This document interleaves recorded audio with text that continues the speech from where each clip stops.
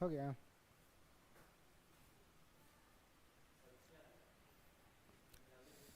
Hello everyone, नमस्कार। मैं मनीष कुमार आप सभी का स्वागत करता हूं हमारे इस YouTube channel open mind tutorial 10th and 12th board पे।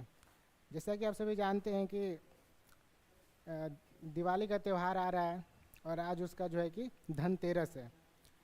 तो धनतेरस के दिन हर घर में कुछ न कुछ सामान जाता है खरीद करके लक्ष्मी के रूप में, है ना। तो आप जब भी कोई चीज़ सामान खरीदने के लिए जा रहे हैं तो वहाँ पे एक बात हमेशा याद रखिएगा कि वो आपका औकात दिखा रहा है। आपको जो है कि औकात दिखा रहा है कि आपका इतना ही औकात है कि आप एक झाड़ू ले रहे हैं या फिर एक जो भी सामान आप लेकर के जा रहे हैं, लेकिन वहाँ से एक मोटिवेशन लेकर के जाना है। मोटिवेशन ये लेकर के जाना है कि आज इतना चीज़ हम खरीद रहे हैं, लेकिन आगे आने वाले सालों में समय में मेरा औकात इतना बड़ा करना है जहाँ तक मैं खुद सोच नहीं सकता हूँ। इस बात को हमेशा याद रखिएगा और जो है कि इस पर काम कीजिएगा। तो सबसे पहले आप सभी को दीपावली और धनतेरस की हार्दिक हार्दिक शुभकामनाएं। तो चलिए हम अपनी क्लास शुरू करते हैं, लेकिन उससे पहले एक बात बोलेंगे कि जिस तरीके से एक दीप जो है, एक चिराग एक पूरे कमरे को रोशन कर देता है, ठीक उसी तरीके से आप अपने घर परिवार के जो है कि वो चिराग बनिए और उस तरीके से मेहनत कीजिए, दम जान लगा दीजिए मेहनत करके, ताकि जो है कि आपकी वजह से आपका पूरा परिवार जो गरीबी रेखा में मर रहा है वो जो है कि झुलस रहा है, वो आगे बढ़ सके, वो मतलब कि उस गरीबी रेखा से आगे निकल सके। तो चलिए हम आज की अपनी जो क्लास है वो शुरू करते हैं।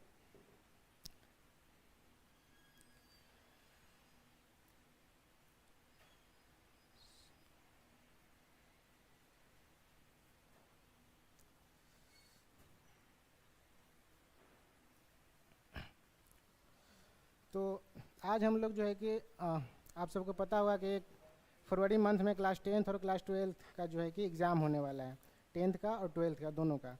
तो उसी को लेकर के ओपन माइंड ट्यूटोरियल जो कोचिंग संस्थान है एक, इसके डायरेक्टर संजीत सर हैं। इनके मार्गदर्शन में जो है कि यूट्यूब चैनल पे फ्री ऑफ कॉस्ट जो है कि आपको वीडियो प्रोवाइड कराई जाएंगी। तो उसी से संबंधित आज का ये लेक्चर है, जिसमें हम लोग क्लास 12th के आर्ट से संबंधित जो भी ज्योग्राफी का सिलेबस है उसके बारे में चर्चा करेंगे। तो चलिए शुरू करते हैं। देखिए, सबसे पहले ये कि ज्योग्राफी जो सिलेबस है उसमें 2 बुक्स पढ़ने होते हैं। इसमें 2 बुक्स पढ़ने होते हैं। पहला जो किताब है उसका नाम है मानव भूगोल के मूलभूत सिद्धांत। जो फर्स्ट बुक है उसका नाम है मानव भूगोल के मूलभूत सिद्धांत, और एक और बुक है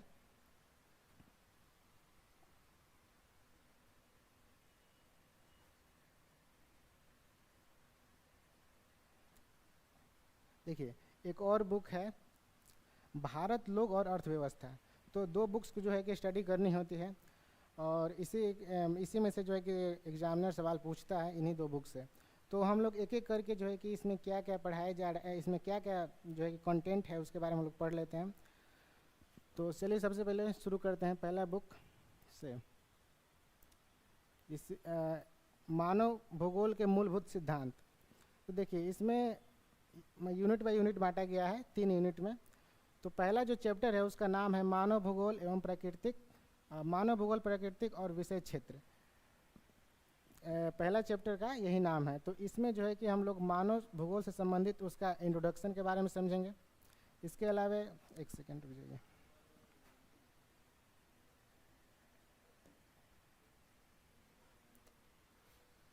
तो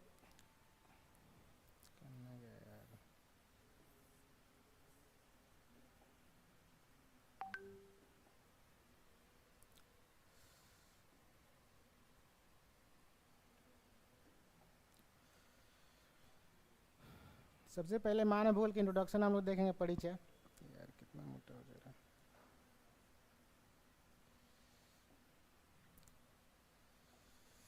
उसके बाद जो है कि मानव भूगोल के अध्ययन के उपागम, क्रमबद्ध और प्रादेशिक उपागम, द्वैतवाद, इन सब चीज़ों के बारे में हम लोग समझेंगे डिटेल से। अभी यहाँ पर किसी भी चीज़ का जो है कि डिटेल डिस्कशन हम यहाँ पर नहीं करेंगे, सिर्फ आपको सिलेबस से अवगत कराएंगे कि इस जो बुक है इस बुक में हम लोग को क्या क्या जो है कि स्टडी करनी होती है।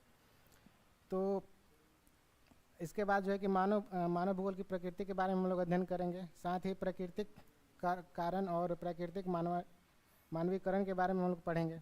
साथ ही साथ विभिन्न विचारधाराओं के बारे में पढ़ेंगे। मानव की जो भी विचारधाराएं हैं उनसे संबंधित हम लोग जानकारी इकट्ठा करेंगे। जैसा कि अभी देख रहे हैं कि अभी इलेक्शन का माहौल चल रहा है, तो बहुत मतलब सब लोग का अपना अपना जो है कि नेता चुनेंगे, लेकिन जो जिसका मतलब कि क्या बोलते हैं पोल ज़्यादा होगा वो विजेता बनेगा। तो विचारधारा के बारे में अध्ययन हम लोग करेंगे। फिर उसके बाद जो है कि मानव भूगोल के क्षेत्र और उप क्षेत्र से संबंधित जो है कि हम लोग समझेंगे कि उसमें क्या होता है, क्षेत्र और उप क्षेत्र किसे कहते हैं।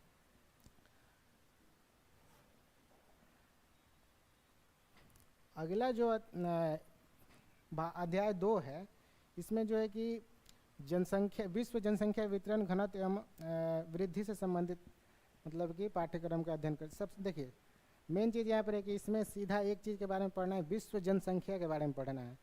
विश्व जनसंख्या के बारे में पूरा डिटेल से इसमें अध्ययन करता है, जैसे कि वितरण और घनत्व।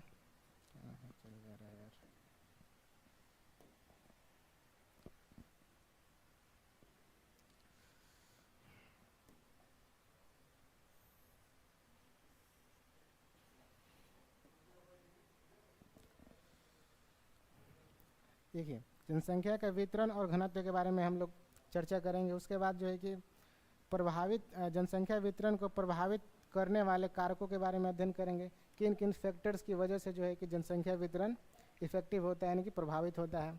इसके अलावा जनसंख्या वृद्धि से संबंधित चीज़ों के बारे में अध्ययन करेंगे, है ना। साथ ही साथ जनसंख्या परिवर्तन, प्रमुख घटक, इन सब चीज़ों के बारे में हम लोग अध्ययन करेंगे। जनसांख्यिकी संक्रमण के बारे में पढ़ेंगे। इसमें जनसांख्यिकी लाभांश होता है, नहीं चल रहा है।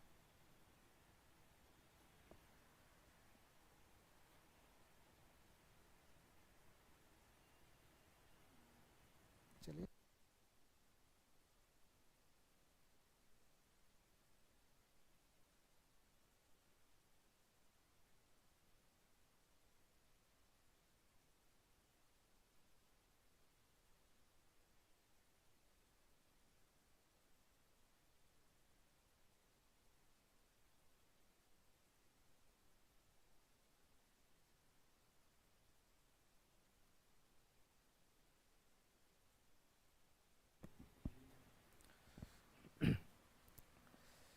सॉरी, थोड़ा सा डिस्टर्बेंस हो गया था, उसकी वजह से माइक की वजह से थोड़ा सा प्रॉब्लम हो गया था। आइए फिर हम लोग उसी तरीके से स्टार्ट करते हैं।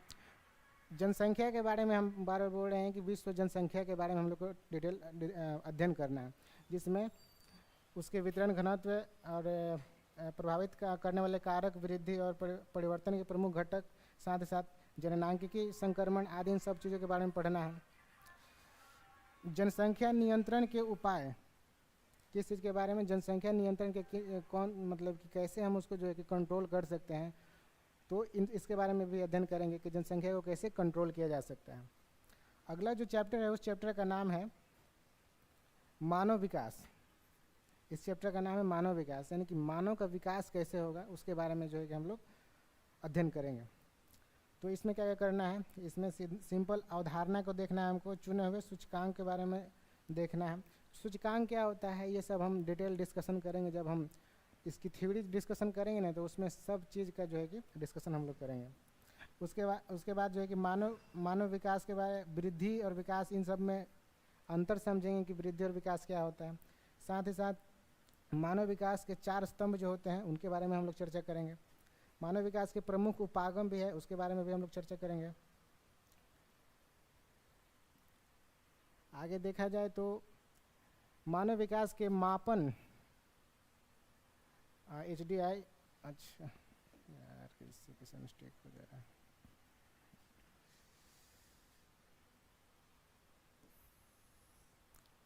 देखिए मानव विकास के मापन कैसे किया जाता है कि कितना मानव विकास हुआ है, कितना मानव विकास नहीं हुआ है, तो उसके लिए बहुत सारे सूचकांक निकाले जाते हैं, जैसे HDI मानव विकास सूचकांक, ह्यूमन डेवलपमेंट इंडेक्स जो होता है। इसके अलावा HPI होता है, मानव गरीबी सूचकांक, ये सब होते हैं।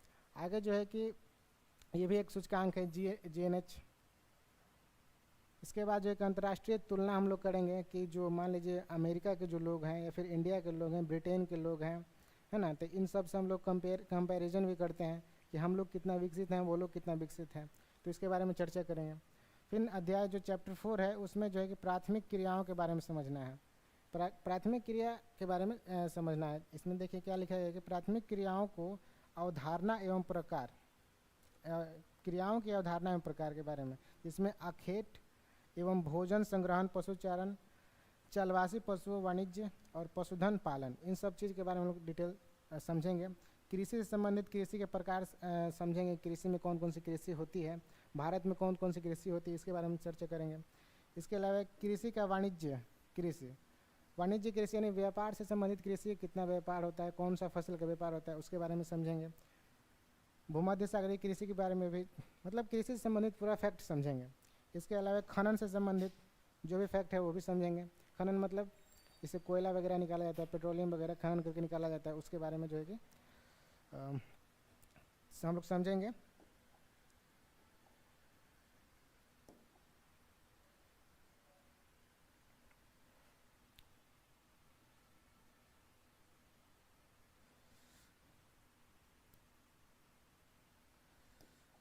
उसके बाद जो है कि खनन की विधियाँ, खनन की विधि किस मतलब कि कौन कौन तरीके से जो है कि खनन किया जाता है, कोयला निकालने के लिए, पेट्रोलियम निकालने के लिए, चाहे जो भी खनिज पदार्थ निकालना हो उसमें किस किस मतलब कि किस तरीके से हम निकालेंगे, उसके प्रकार के बारे में अध्ययन किया जाता है।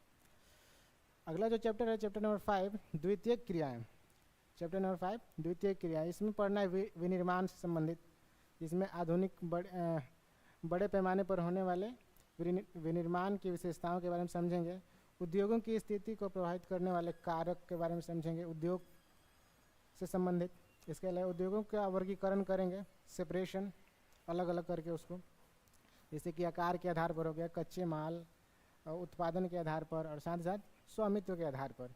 इसके अलावा उच्च प्रौद्योगिकी उद्योग की संकल्पना, यानी कि बड़े बड़े जो इंडस्ट्रियल एरिया हम लोग बनाना है, चाहे कोई बड़ा एथिक खड़ा करना है, मतलब उद्योग से संबंधित, तो उसके बारे में समझेंगे।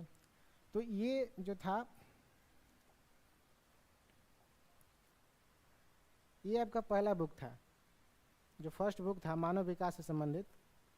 तो उसमें इतने सारे जो है कि चैप्टर और कंटेंट दिए गए हैं। अगला जो बुक है उसमें हम लोग समझेंगे, उसको थोड़ा सा देख लेते हैं। जो सेकंड नंबर बुक है, देखिए सेकंड बुक जो है उसका नाम है भारत, लोक और अर्थव्यवस्था। तो इसमें जो है कि भारत, लोक और अर्थव्यवस्था से संबंधित पॉइंट को हम लोग समझेंगे। इसमें जो पहला चैप्टर नंबर 1 है उसमें जनसंख्या वितरण से संबंधित, ये चैप्टर का नाम है जनसंख्या वितरण, घनत्व एवं वृद्धि संगठन। तो इसमें भी ऑलमोस्ट देखिए वो मानव भूगोल में भी एक जनसंख्या से टॉपिक था, हमारा चैप्टर था, और भारत के भूगोल में भी जो है कि एक जनसंख्या से संबंधित एक टॉपिक था। तो हम लोग इसको कंबाइन करके एक साथ पढ़ लेंगे, ताकि दोनों को अलग अलग पढ़ने की ज़रूरत नहीं पड़े। जनसंख्या एक बार विश्व के नज़र से, एक बार इंडिया की नज़र से जो है कि हम लोग पढ़ लेंगे। जैसे इसमें भी सेम चीज़ है कि जनसंख्या वितरण, घनत्व, वृद्धि, वृद्धि की 4 प्रावस्थाएँ, फिर वृद्धि के क्षेत्रीय विभिन्नताएँ हैं, जनसंख्या संगठन, सब वही चीज़ है, भाषाई नगरीय संगठन, भाषाई संगठन, धार्मिक और श्रमजीव जनसंख्या का संगठन, तो सब वही चीज़ है, सेम टू सेम, कोई दिक्कत नहीं है। वर्ल्ड मानव भूगोल में और भारत भूगोल दोनों मिलाकर एक साथ स्टडी कर लेंगे, अलग अलग मेहनत करने की जरूरत नहीं होगा।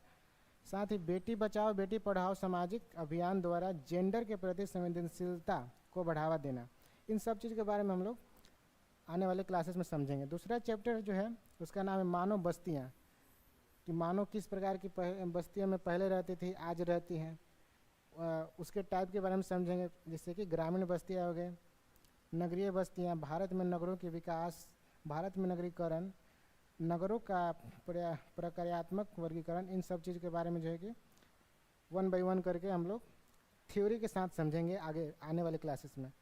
स्मार्ट सिटी से संबंधित जो भी सरकार की योजनाएं हैं, करेंट से रिलेटेड, करेंट के साथ जो है कनेक्ट करके हम लोग इसको अध्ययन करेंगे।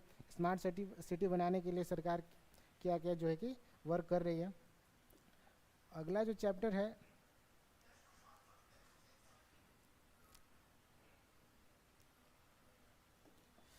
ये चैप्टर है भू संसाधन और कृषि। तो ये जो चैप्टर है इसमें हम लोग को पढ़ना क्या क्या है, तो देखिए भू संसाधन सामान्य भूमि उपयोग।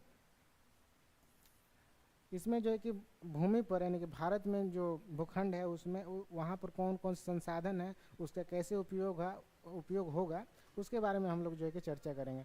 साथ ही साथ भू उपयोग का वर्गीकरण सेपरेशन, यानी कि जो भूमि का उपयोग होगा उसका मतलब उसका भी वर्गीकरण होगा कि किस क्षेत्र में किस चीज़ का उपयोग करना है। जैसे खेती के लिए होता है ना कि इतना में हम गेहूँ के करेंगे या फिर कोई और फसल का, फिर सेपरेट कर करके कितना तेलहन करेंगे, तिल जो होता है उस तरीके से। इसके बाद जो है कि भारत में भू उपयोग परिवर्तन सब वही चीज़ है, सांझ समिति सब कोई दिक्कत नहीं। भारत में कृषि भूभाग का उपयोग सब वही है। फसल ऋतुओं के बारे में समझेंगे हम लोग, कृषि के प्रकार जो कि पिछले जो मानव डेवलपमेंट जो विकास जो बुक है उसमें भी हम लोग पढ़ना है सेम टू सेम। तो वो विश्व लेवल पढ़ना है, इसमें भारत के लेवल पे पढ़ना है, सिर्फ इंडिया के बारे में। प्रमुख फसलों के उत्पादन की भौगोलिक दशाएं वितरण, जैसे गेहूं, चावल, चाय, कहवा, कपास और जूट, इन सब चीज़ के बारे में अध्ययन करना है। कोई दिक्कत नहीं है, आसानी से हो जाएगा, कोई ज़्यादा जो है कि तनाव लेने की ज़रूरत नहीं है। नेक्स्ट है जो कि भारत में कृषि का विकास, हम लोग उस बुक में भी पढ़ना है, इस बुक में भी पढ़ना है, दोनों मर्ज करके एक साथ स्टडी कर लेंगे हम लोग। उसके बाद जो है कृषि उत्पादन में वृद्धिगत, कैसे लिखा है, वृद्धिगत तथा प्रौद्योगिकी का विकास। वही है कृषि उत्पादन संबंधित जो प्रौद्योगिकी इस्तेमाल किए जा रहे हैं, जैसे कि जैसे दवा छिड़कने के लिए अब मशीन का इस्तेमाल किया जाता है, चाहे कटाई करने के लिए, उन सब चीज़ के लिए मशीनों का इस्तेमाल किया जाता है। तो उसके हिसाब से जो है कि आगे वर्क करना है। कृषि से संबंधित मेन चीज़ है समस्याएं, बहुत सारी। जैसे समस्याएं का मतलब क्या है, जैसे मान लीजिए कोई फसल है, अभी धान का मौसम चल रहा है, तो धान के मौसम में धान को बहुत सारे जो है कि कीड़ाएँ खा जाती है, कीड़े खा जाते हैं, तो वो एक समस्या है कृषि में। तो उसका जो निवारण कैसे होगा, सरकार क्या उसके लिए कोई उपाय कर रही है, तो इन सब चीज़ के बारे में हम लोग जो है कि आगे डिस्कस करेंगे। अगला जो चैप्टर है जिसका नाम है जल संसाधन। जल संसाधन भारत में किस तरीके का है, नदी है, तालाब है, कुआं है, नलकूप है, किस तरीके से जो है कि जल संसाधन होता है उसके बारे में हम लोग चर्चा करेंगे। और मुझे लगता है कि ये लास्ट है, नहीं अभी और है।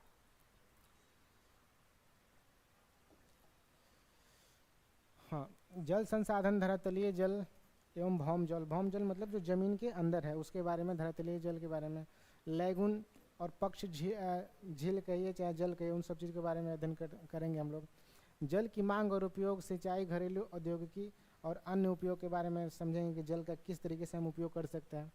साथ ही संभावित जल समस्याएं, जो जल से मतलब प्रदूषित हो जा रही हैं, तो उनसे संबंधित सरकार क्या उपाय कर रही है, चाहे हम लोग उसके मतलब उसमें कैसे योगदान कर सकते हैं एज एन इंडियन, तो उसमें हमको काम करना पड़ेगा और उसका हम लोग डिटेल यहाँ पर समझेंगे।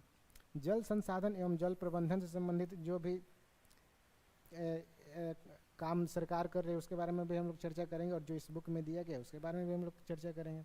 जल प्रदूषण का निवारण, जल संभर प्रबंधन और वर्षा जल संग्रहण के बारे में भी, मतलब वर्षा जल संग्रहण मतलब इकट्ठा करना जल को, जैसे वर्षा जल संग्रहण छत पे आदमी करता है, बहुत सारी जगह है। अगला जो चैप्टर है खनिज और ऊर्जा संसाधन। खनिज और ऊर्जा संसाधन में खनिज संसाधन जैसे उसका परिचय और प्रकार के बारे में समझेंगे, प्रमुख खनिज पेटियों के बारे में समझेंगे, लौह अयस्क का वितरण जैसे लौह खनिज, मैग्नीज, अलौह खनिज, बॉक्साइट, तांबा, अधात्विक खनिज, अभ्रक आदि, इन सब चीज़ के बारे में हम लोग आने वाली वीडियोज में समझेंगे।